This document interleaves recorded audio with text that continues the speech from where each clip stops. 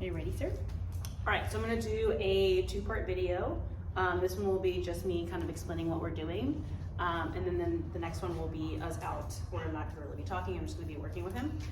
So first thing, I'm using the yes marker. So when I say the word yes, he knows that he can come take food from me. That's gonna be our reward word. Yes equals delivery of food. I wanna create that association so that when he hears the word yes, he knows that food is happening, and whatever he's doing when he hears the word yes will take on the good feeling of receiving food. So what I've been doing is I want to create seeking behaviors when we are working on our heel. So right now he's kind of just leading the walk and we're following behind. He's dragging us around.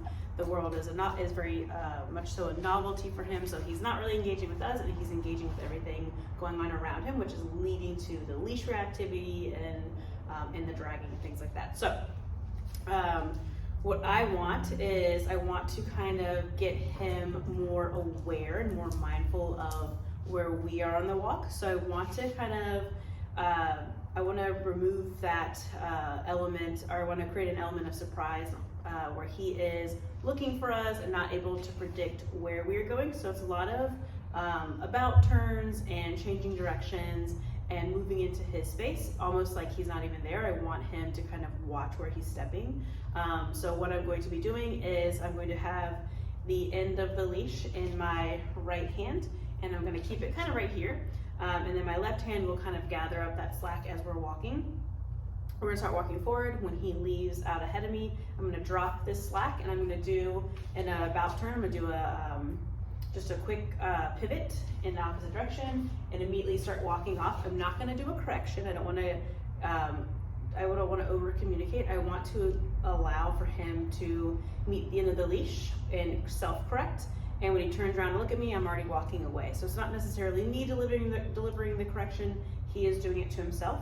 So then when he turns and catches up, that removes that leash pressure. I will gather that leash up again, and most likely he's gonna then jut out in front of me again. And I'm just gonna repeat that until I go to turn. And because he's paying more attention to me, he turns with me without needing any leash assistance. And when that happens, I'm going to mark and pay. I'll say yes, and I'll give him food. So then we kind of create that contrast of consequences. So the unwanted consequence is him needing leash pressure or a leash correction.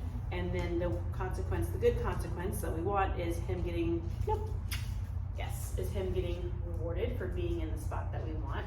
And again, I don't want to be overly predictable, so I'm not going to do 3 steps this way, 3 steps this way, 3 steps this way. I'm going to allow for him just to get out ahead of me, and I want him to find success, right? So I'm not going to do things that are going to set him up for failure. I might walk a couple of steps longer. Whenever he leaves me, that's when I'm going to turn and go. So, and I'm also going to, instead of just always turning away from him, sometimes I'm going to turn directly into him, like this. So he's already kind of gotten used to that, where he's moving out of my way, and then I'm going to mark and pay for those moments too. So if I take a left turn and he's right there, I'm just going to keep walking, even if he's in the way. And I don't, obviously we're not kicking him or anything like that. I might use my leash a little bit to kind of help him back up a little bit, but I really want him looking at me and paying attention to me and being mindful of where I'm going, and that's going to create those moments of engagement. And so then when he figures that out, then I'm rewarding him, so he is on his own terms figuring out how to move with me and how to create those reward events. So I'm going to just set my camera up outside. He doesn't really need it in here because I'm the most cool thing in this room, so it's not really a great example opportunity, but we're going to go outside and I will record him in those moments. All right, bud.